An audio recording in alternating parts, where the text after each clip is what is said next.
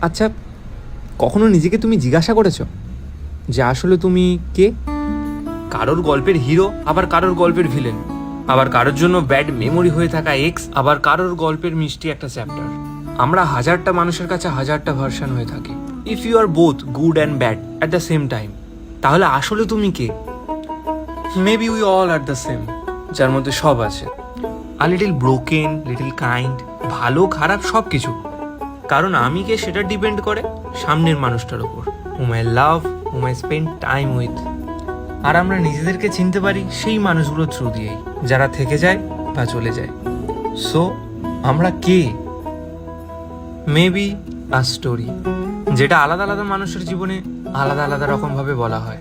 আমরা সবাই এক, শুধু দৃষ্টিভঙ্গিটা আলাদা। মনটা রে